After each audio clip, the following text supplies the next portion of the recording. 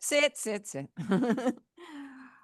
Welcome to the Rotary Club of Seattle, where we work to build healthy communities.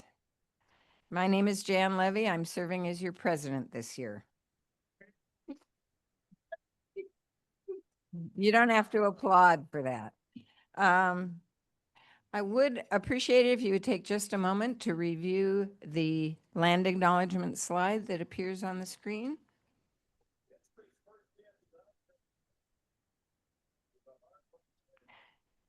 Thank you. So it's October already. My sister says it's officially the wear a sweater in the morning and regret it in the afternoon weather. Today is a kickoff day for two reasons. After our music and our inspiration, we will be kicking off the Seattle Rotary Service Foundation's annual campaign. And we will be kicking off our month where we're going to focus on basic needs. More about all that in a moment, but first, please welcome Don Murphy and Freeman Fong to lead us in our music for the day. And now you can stand. Oh, that's good. Choosing a song for today, it's a bit difficult. So we went back to the old Lean on Me by Bill Withers. Nice short, well, actually it's a very long song, but it's very slow, but it means a lot. How can we help each other? Don Murphy. Wesley.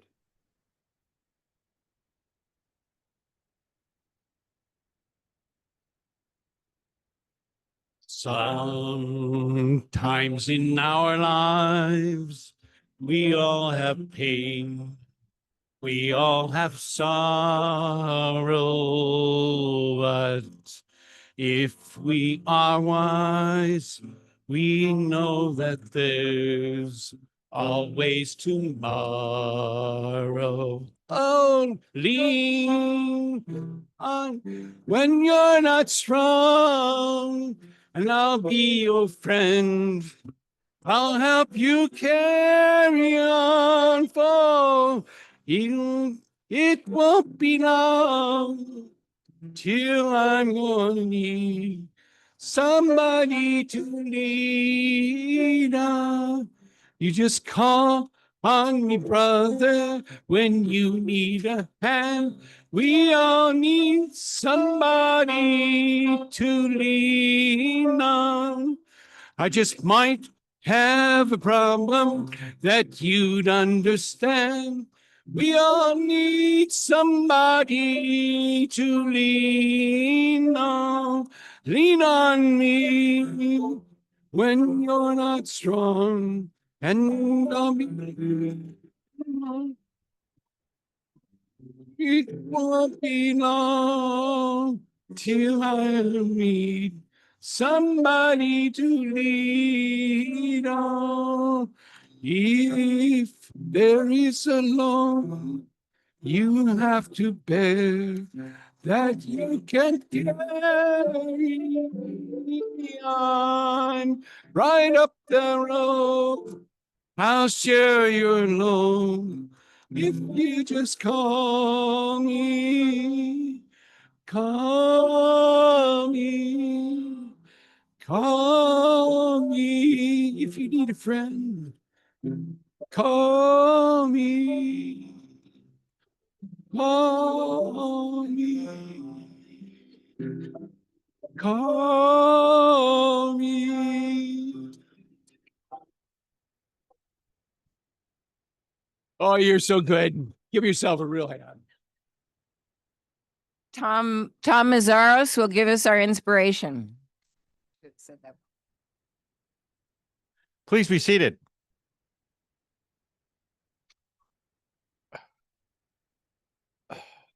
If I may, many of you know me, and you know that I spent my career working in the non-for-profit community, first working for a number of nonprofits directly, and then working for a consulting firm, a national firm that only worked with nonprofits.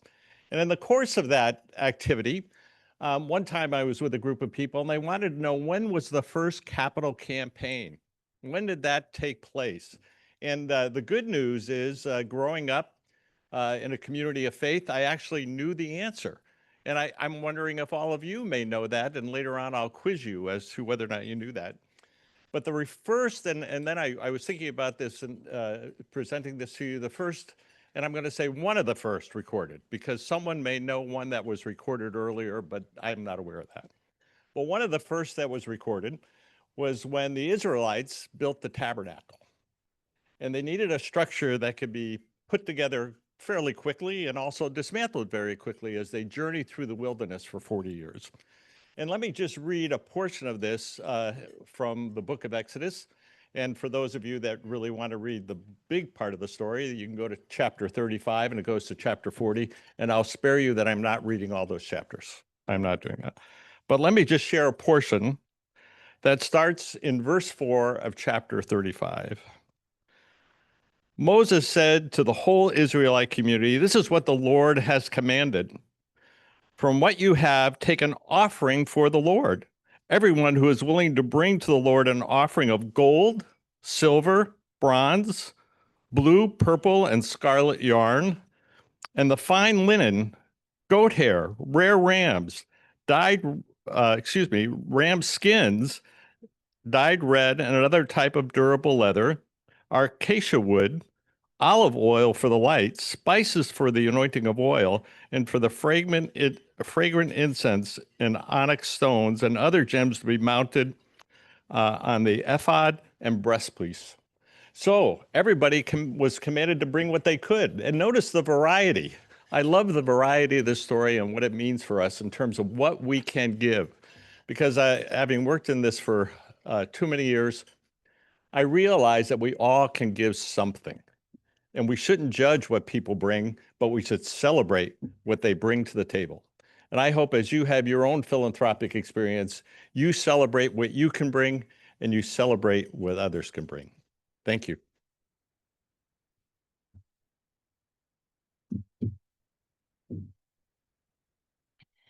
Thank you.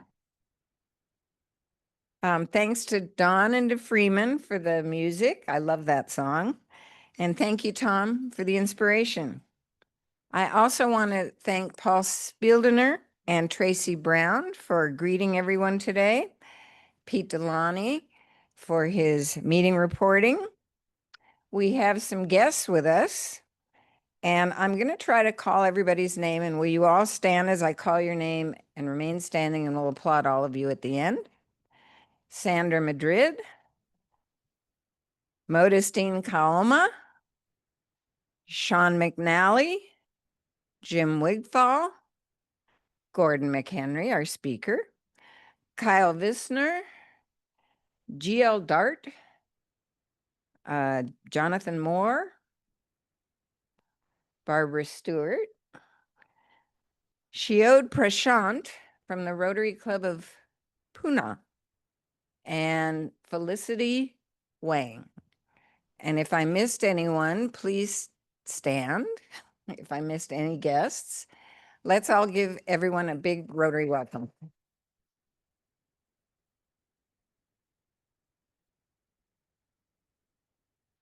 As I said at the start of today's program, today we are kicking off the Seattle Rotary Service Foundation campaign, better known as SRSF. And I know what some of you are thinking. Oh no, here it comes. Here's the fundraising pitch. This is not about pressure. This is about opportunity to give. Every gift we make to the foundation is an investment in our local and international global communities. It's for kids who need scholarships, community programs that make our region stronger, international projects which show the world what we can do when we put our hearts and, yes, our wallets together. When all of us chip in, the impact multiplies.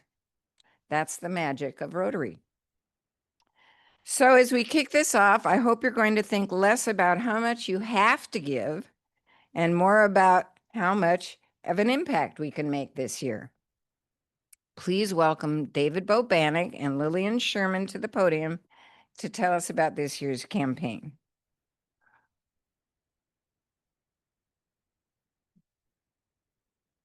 Thank you, Jan. I will take this. It feels very high up here, but I like it. My dear Rotarian friends, it is really a pleasure to be here today with you to invite you to be a part of Seattle Rotary Service Foundation's Season of Giving, because philanthropy is fun, like she just said, right? Fun. So last week, most of you saw, I hope, the community impact report that was shared with you via email. The report, with some of the pictures on the screen, shares the fabulous stories of how your generosity fuels the grant making that this club does to transform the lives right here in our community and around the world. Special thanks to Vicki Oxley and Mary Goldie for producing this wonderful report, and to everyone who participated in the grant making and service projects last year. Last year, we made grants totaling nearly $300,000, for which I am grateful. You are amazing. While that is a great number, my highest priority remains to make sure that you know exactly what your generosity supports so that you'll be inspired to do it again. Your gifts have funded local grants, including everything from Uplift Northwest to the Boys and Girls Club, to several farm and food security programs, to the business mentors and arts programs. We've also made a whole bunch of grants to international projects with a wide range of subject matter, from economic development to clean water to health and wellness programs. And I'm thrilled to have the opportunity to introduce one of the most incredible examples of international partnerships, who's in the room today. Modestine is the past president of the Rotary Club of Mufulira in Zambia. And she has co-chaired Malaria Partners Zambia, which is a consortium with the Rotary Club that has stewarded more than $10 million in projects, including and we have partnered with you also on 6 different projects that totally combined have benefited more than 500,000 people, including a project last year with Braille equipment going to a school for visually impaired students. So I encourage you after the meeting to please take some moments to come and meet Modestine. It was delightful to meet you, and thank you.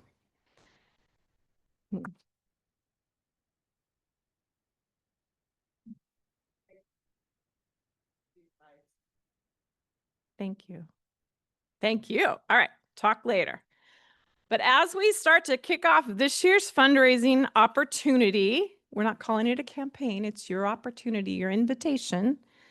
We have another big goal, a couple $100,000, but I am full of optimism and gratitude for the generosity that each of you shares with this community. And I'm excited about the impact that we can continue to have on this community locally and internationally. So now I want to bring up David Bo Bannock, who's been chairing the SRSF campaign this year. And he is going to invite Charmaine Vasquez and Ani Black up in just a minute.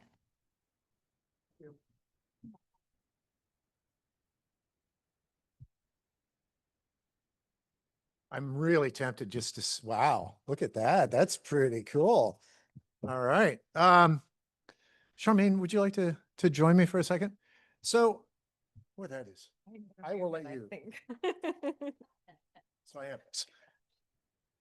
So one of the things that we wanted to do to start the campaign this year and to start the opportunity to join your fellow Rotarians in supporting Seattle Rotary Service Foundation, and through that, all of the wonderful things that organizations across our community and in other communities around the world are able to do with our support.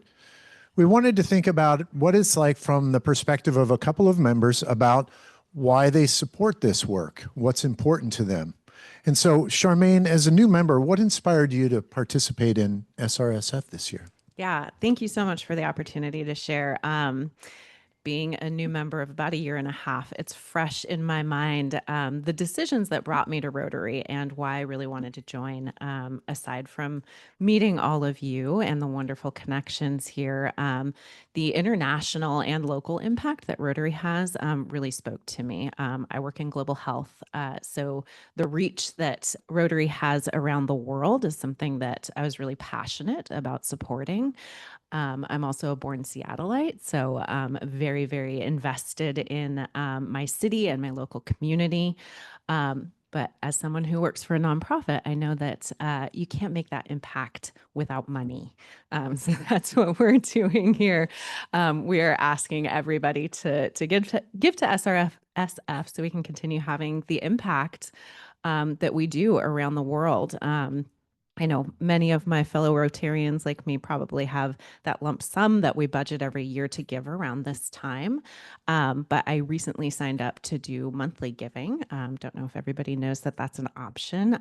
Pretty small amount, the amount of, a few cups of coffee or maybe a couple glasses of wine. But it more than doubled the amount that I gave last year. So it really, really, really adds up, and it's easy and painless. So I would call on everybody to think about that. And thank you so much for allowing me the opportunity to share why I'm so passionate about this. Thank you, Charmaine. And that's actually, there's information at the tables. I think you received information as you came in, and you're going to be learning more and more about different ways to give. But what we're trying to do is increase and enhance the number of folks that are doing that on a monthly basis, because it levels out the funding that's coming into the foundation, and it makes it a little bit easier when it comes to decision making and budgeting. Next up, I'd like to ask Ani to join us and talk a little bit about what inspired you to give at a slightly higher level than the $500, and how would you encourage others to enhance their gifts to SRSF? Stand up because I'm the shortest in my family. So, I believe in Rotary. I've only been a member for a couple years here, but I really believe in its mission, and I just felt like I need to walk the talk and give of my energy, but also give money. And so when I look at what the minimum amount is for SRSF per year, being 500, I felt like, I can afford more than that. And so I'm going to give it. I'm going to give more, not just the bare minimal. I feel that pooling, I'm way into the idea of getting the biggest bang for my buck and pooling resources. And so even though I could give individually to a number of these nonprofits that SRSF supports, it's just much greater. It's like the sum is greater than the individual parts, and that's how I feel. So that's another reason. Also, giving to SRSF it's a form of broadcasting the Rotary name. It's kind of like free advertising, sort of like the Boys and Girls Club of Seattle. It's associated with Rotary, and I think, wow, that's a great way to get the word out.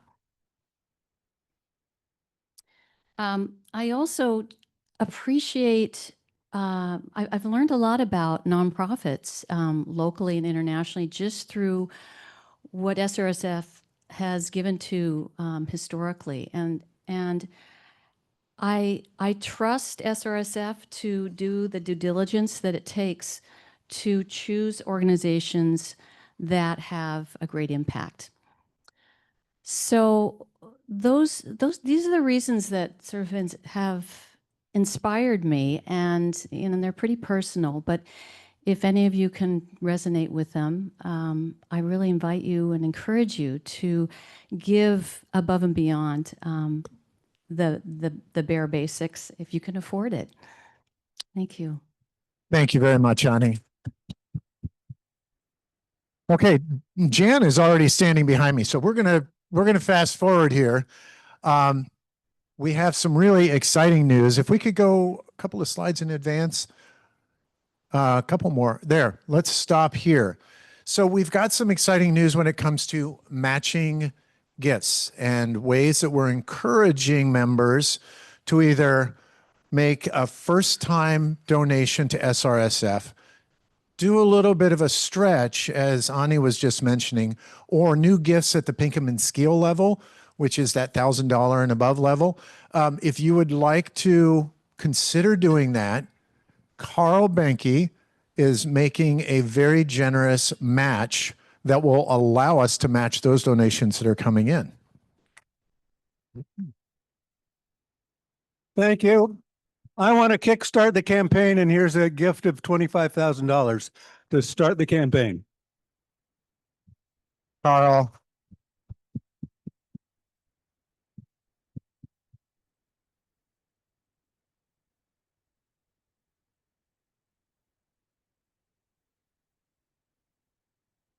Carl, very well deserved. Thank you. Thank you so much. $25,000. Here, you take it. No, let's go to the next slide really quickly, and we're just going to roll through. One of the other things that we are doing is we're offering some fabulous and very fun prizes for people who get those donations in early. So before October 15th, we have wine tasting. We've got a stay on Whidbey Island. We've got, for those of you who are brave, we've got sailing on Lake Union aboard a sailboat that I know pretty well. But if you get your donation before the 15th, we're going to put all those names in for a drawing. And then we are going to, on the 15th, at the end of the meeting, we will have a drawing. So please support Seattle Rotary Service Foundation.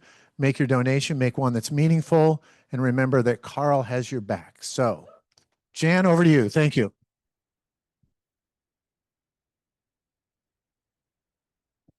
What is it they say? Give early and give often. Thanks to all of you, and thank you all for participating in this year's campaign. I've already upped my gift from last year, and I hope all of you will consider doing that as well.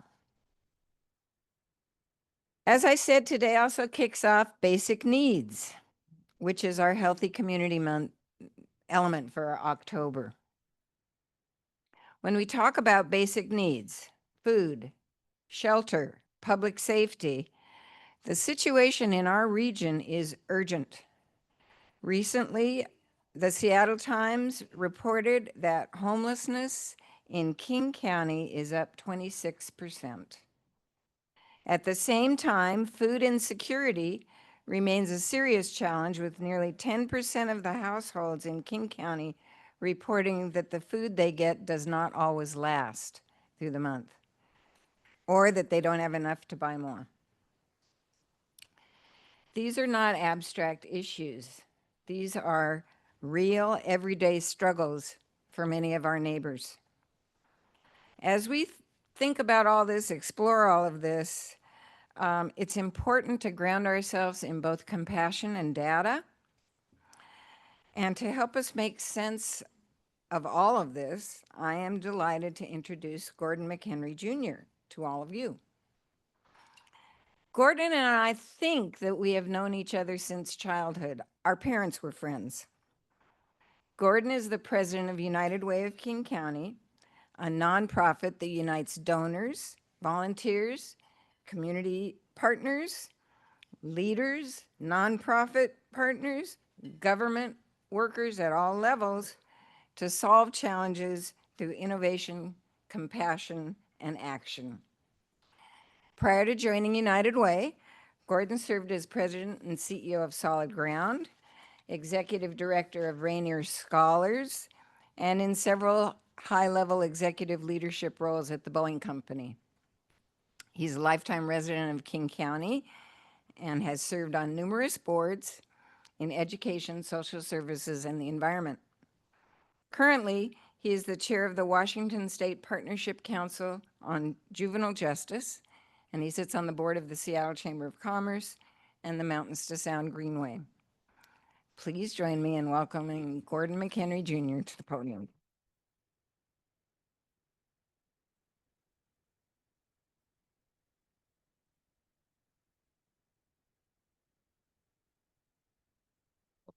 Thank you, Jan. Well, I've always been tall, so I'm tempted to be even taller today. Hey, it's really an honor to be with all of you. Really appreciate coming in this room and hearing about the focus on a healthy community. And as I think all of us know, health is not just physical, it's also emotional, and it's psychological. And I just want to say thank you for all the positivity and optimism that exists in this room. And at United Way, and I see friends who are also doing human services work, and social work and health work. You know, it's hard work, HARD, and it's also heart work, HEART. And so today, being with all of you, my heart is lifted, and I just want to say thank you for your commitment to this community, and the opportunity for me to say a few words, and maybe provide a little framework around how I and we at United Way see basic needs. So let's see if I can do this correctly. Which am I pointing? Oh, whoops. Did I go backwards? Great. He did tell me to make sure it's turned on. Yeah, it's working, I'm sure. No, which button am I pushing? I just make sure. Okay. All right, great. Very simple. All right. Yes, exactly.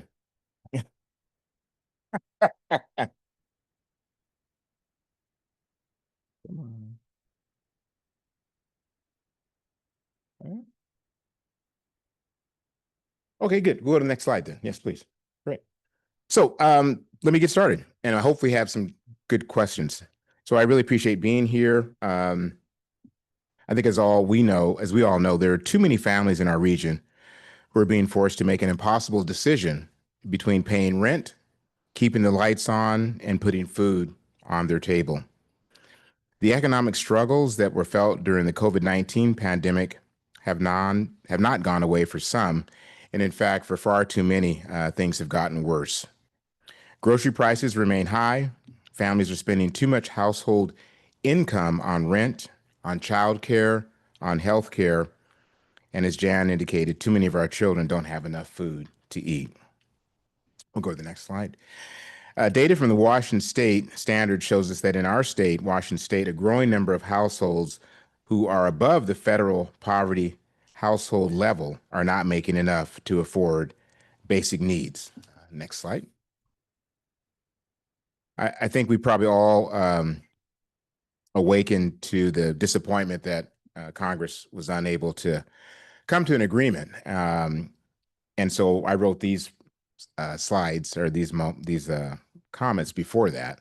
And in this one, I talk about the federal government's recent budget reconciliation bill, which is what's the issue at the moment, does include the largest cut to the Supplemental Nutrition Assistance Program, or we know it as SNAP, in the program's history. Our data says that means about 170,000 people in Washington State are at risk of losing SNAP benefits at the same time when Washington's food banks are already struggling to keep up with their demand. We'll go to the next slide. Thanks. The other issue that, of course, in addition to food insecurity that really is a challenge in this region is housing security. And here in King County, our housing crisis is not abating. There are a lot of factors that contribute to that. One is that we are in a high cost market and it costs a lot of money to rent. So I chose Renton, Washington as an example, not Seattle. The average rent for a 2-bedroom apartment is $2,350 a month. Depending upon which data source you use, renting, the cost to rent in King County is either the 5th or 6th highest in the nation. And I chose Renton as an example. And how does that manifest? Nearly half of all renters in our county spend more than 30% of their household income on rent. So per standards, if you spend more than 30% of your income on housing, you're what's called house burden or cost burden, housing cost burden. Last year, we saw about 7,000 evictions in our King County region. And then, as Jan already indicated, according to the King County Regional Homeless Authority point in time count, 16,868 people experienced homelessness in the county. So that is just a moment in time. That's a night or 24 hours in time. It is, all of us agree, it's an undercount, but it is a 28% increase from 2022. And people of color in our region have disproportionately experienced the negative impacts of housing crisis. We'll go to the next slide. Some of the ways that we engage to be in response to these challenges, we definitely work very closely with community. Our programs and those community inputs, the services and expertise that we collectively bring provides the way in which we shape our services. When you think about food insecurity, we have 33 community partners providing food to hungry folks, and they do that throughout the county. We pioneered a home grocery delivery program during COVID. It is now serving about 5,300 households per week. Since the program's launch, we've completed more than 900,000 deliveries to folks who find it difficult or are unable to travel to a food bank to receive their weekly, or in this, for us anyway, all we can afford to do is weekly, but to afford the food. We've partnered with organizations like Family Works to now launch Groceries to Go, an online market that allows families to order items from the food bank, similar to ordering groceries for pickup or delivery from a grocery store. We'll go to the next slide, I think. We continue to lead the free summer meals across Washington State. This year, there were more than 170 free summer meal sites in King County. Our free summer meals work reached about 15,000 youth, during the summer. And the context, of course, is these are youth whose families are dependent upon free and reduced meals during the school year. But when school's out of session, they turn to the free summer meals and other community nonprofits.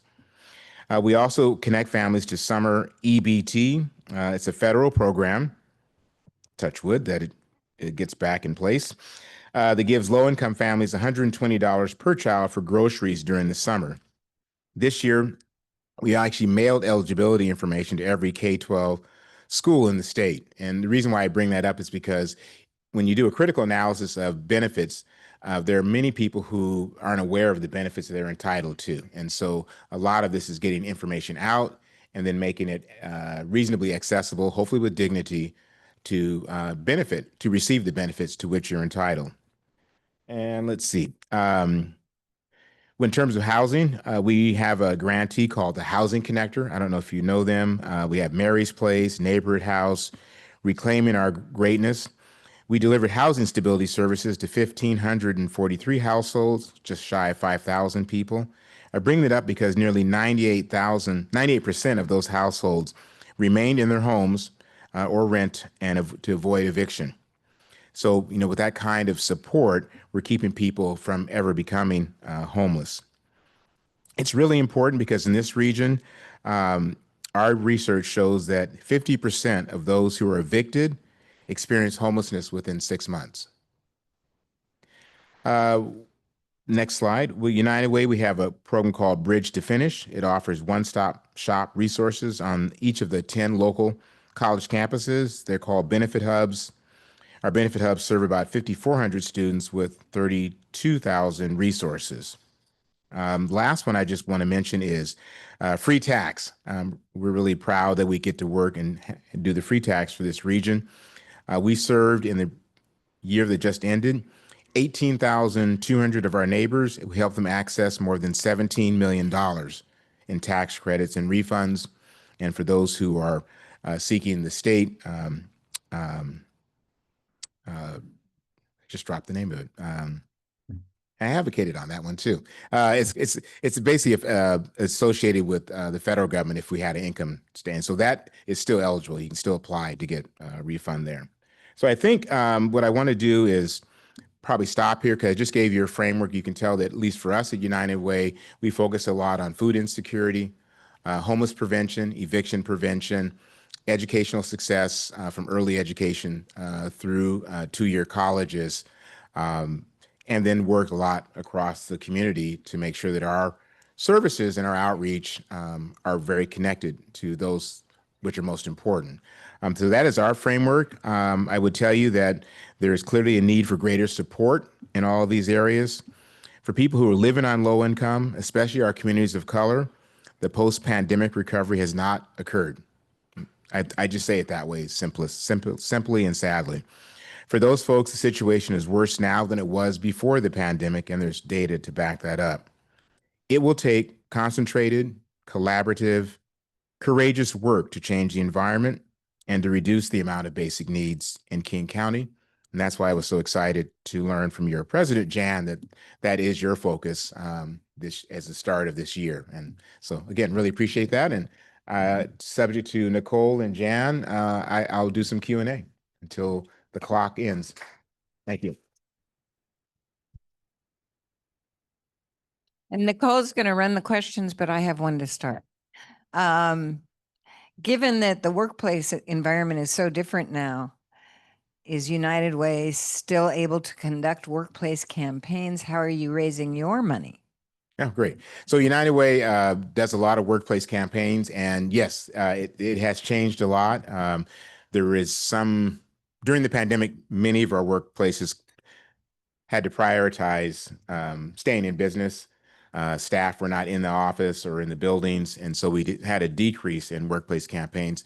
That has begun to return, not back to the pre-pandemic levels, but we are still doing workplace campaigns, and I'll be having that kind of conversation with one of our local major employers on Friday as they kick off their campaign. So it is one great source to have that as a, and the key thing is that for folks who are a bit younger than me, they generally don't like the president or the CEO or the nonprofit to tell them where their money goes. So when we do workplace campaigns, we lead with United Way, but we encourage them to give wherever their head, heart chooses, their passion. And if that's not United Way, that's okay, because as I indicated, there's so much need in this community.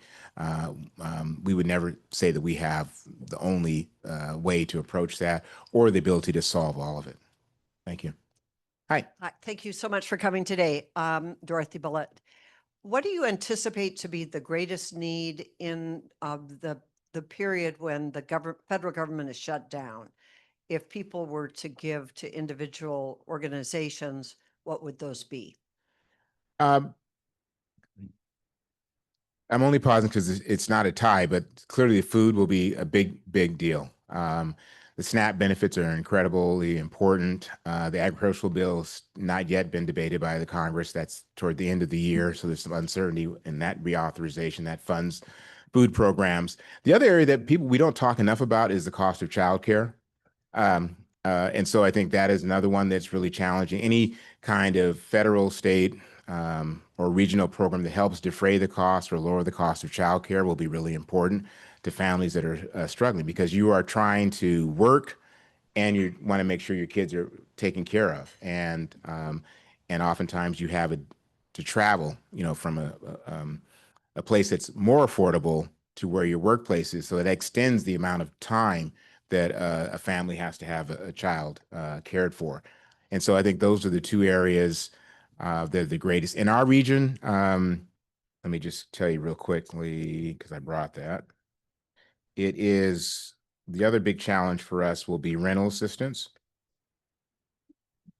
So We do rental assistance. United Way does, along with 3 or 4, 5 partners. We get about 1,000 new applications to the wait list each month. Our goal is to serve 1,200 households in 2026 with about $7,000. So it'll give 6 months of assistance, either arrears or future. But the current wait list is 14,085. So remember what I said, if you get evicted because you can't pay, not if you're, too noisy or aberrant behavior like that, but if you get evicted in this region because you can't afford to pay your rent, there's a 50% chance you're going to be homeless in 6 months. So there's 14,000 people right now that have already raised their hands saying, I don't know if I'm going to be able to stay in my unit without help. So in this region, it's also rental assistance or eviction prevention. David? Oh, Thank Hi. you so much for coming and all the work that United Way supports, the people that it supports. My question is, how has the scale of your activities changed over the last 5 years in terms of number of people served? And nationally, how does the United Way network, how has it evolved in terms of people served? Thank Right. you. Right. Very good. Great question. And Sandra Madrid, who mentioned at our table, she's associated with United Way for 22 years. She helped convince me this was a good place for me to lead. We grew a lot during United Way King County. Sorry, grew a lot during the COVID years in these 5 years you mentioned. So when I started in October, there was about 100 regular employees. We always do a lot with AmeriCorps, Vistas and AmeriCorps, so that I'm not counting them, and we still do. But we reached a high water mark of around 130. So we were growing because we were doing, which Dorothy had, the rental assistance. And so we hired to staff up to do rental assistance. We hired more people to do the home grocery delivery. So we are one of those United Ways that actually grew during COVID. And now we're in this unenviable task of actually reducing our staffing to be more aligned to the amount of funding that we were getting before COVID. So we're probably heading down back toward that 100 number. Across the region, there are about 1,100 United Ways in North America, 1,000 in the U.S., about 100 in Canada, and all of them are feeling that pressure of, if they were successful in growing to meet the needs of the community because they were able to tap into federal, state, local monies, now they don't have that and they're having to right size. There are a number of United Ways that close every year, and oftentimes they're in rural communities. And I won't go too much deeper in that, but I mean, sometimes I'll talk to my colleagues, say, oh, well, I serve United Way of King County, so a very large population. I have colleagues who are like, oh, we serve 5 counties.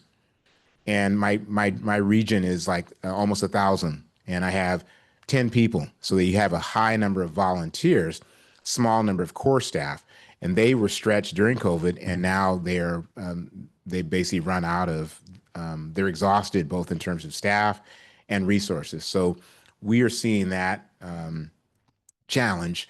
The current government shutdown, it hurts those who have the least amount of resources and who are most closely tied to government benefits and services.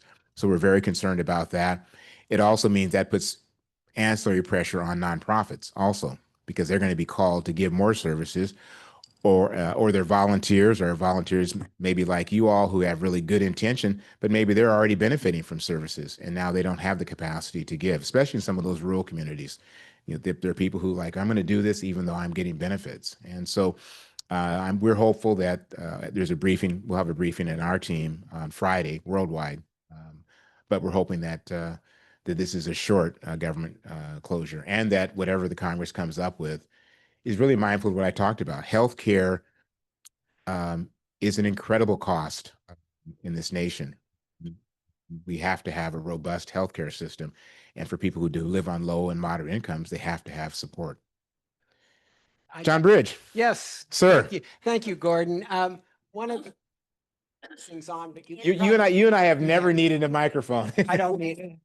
Well, anyway, Gordon, you've done a wonderful job at United Way. I hope everybody knows you are retiring from that position. It's going to be an open position. There's going to be somebody new taking over.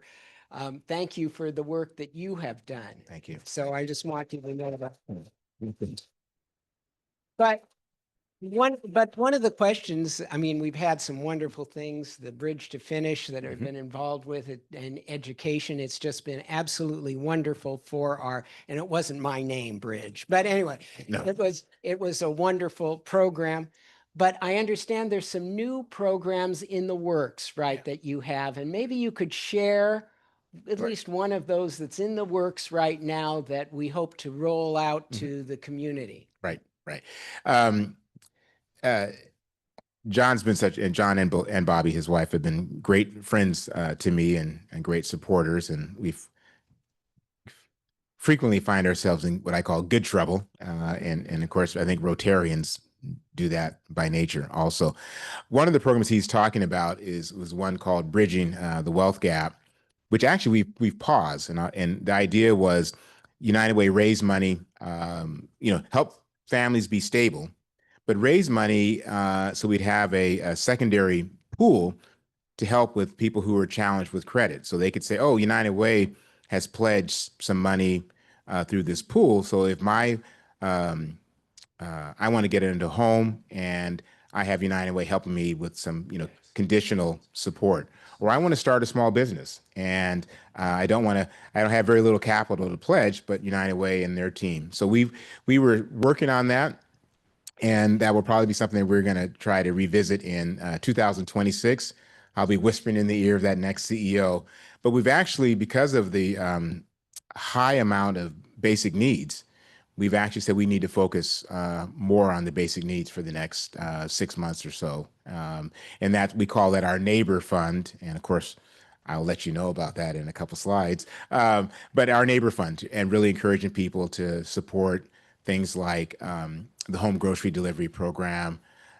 We lost AmeriCorps like other organizations did for a brief period of time. There's still uncertainty about funding for AmeriCorps, and we use AmeriCorps in our food programs. We use AmeriCorps at the community colleges that John was referencing. We use AmeriCorps to help organize our free tax. And so we actually had to use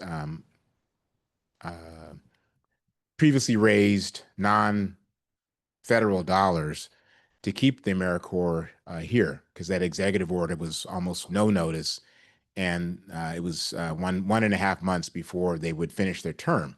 And so we chose to use our own money to keep them in the community, keep them working at least through July into early August. And so now we still have that uncertainty as like how much AmeriCorps will be available. So we're doubling down on basic needs. And then we hope in the near future, when you think of United Way, you'll think of United Way that works a lot to help people be stable, to have the basic needs, to have stability, and when they're ready to move toward more thriving in terms of a home or a business, that we're a part of that growth in terms of economic development, community development. So that'll be for the future. Thanks. John. Bert Stewart here. Yes, hi. If you think about family, an individual donor trying to have an impact and an organization like Family Works, Yes. what would you say to that person about the trade-off between giving to United Way, which supports Family Works, versus making a donation directly to Family Works? I would tell them to give both, to do both. I think proximity. Fundamentally, these conversations are about three things: people, place, and power. The people who have needs, the people who have the ability to help, the place where they live or where they work or where their family or grandchild lives, and what is the amount of power for them to be able to have that life of dignity and thriving. And so if a person is able to help a Family Works and United Way, that's the best world. But place matters. And if you think about this region, and I see some folks here, we're from the mountains to the sound. I mean, that is a long way. That is urban, that is suburban, and that is rural.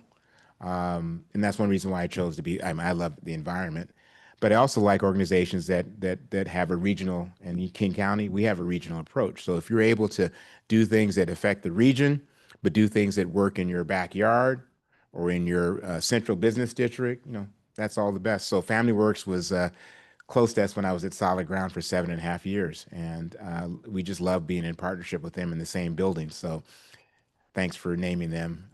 And for all of you, yeah, please continue to show up in all the ways you do. Am I at the end of my, That's the end. so I just get 30 seconds, please. Thank you for coming to listen to me.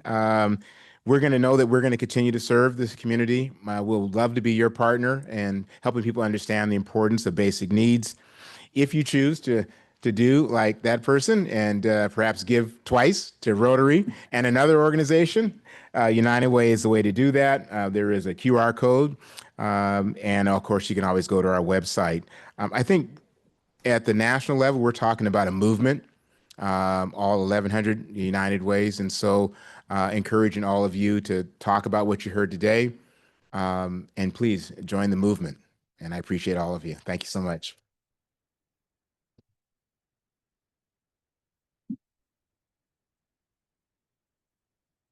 Oh, allow me, please allow me. Where are you? Thanks, Gordon.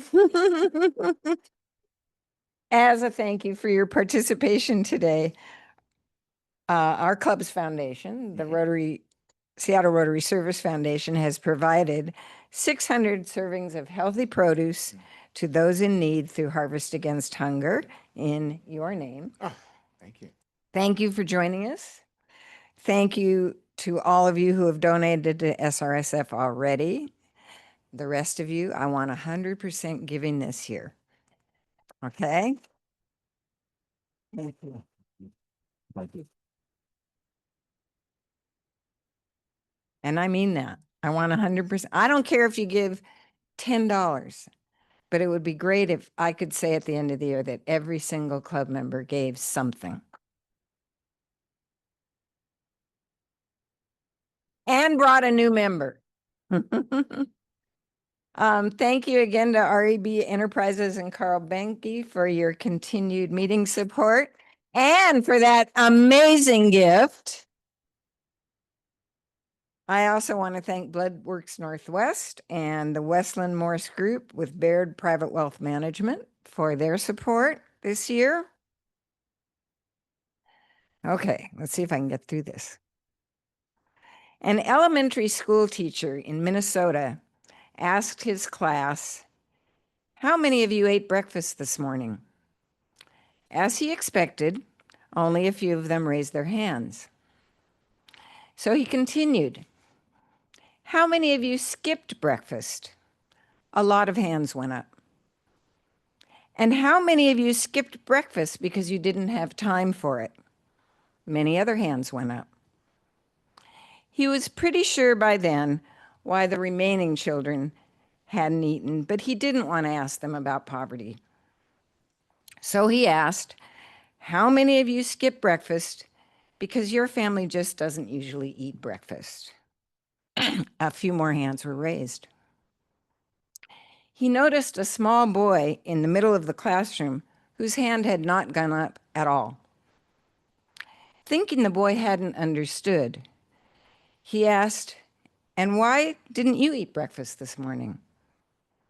The boy replied, his face very serious, "It wasn't my turn." Thank you all for joining us today. That just gets me every time, sorry.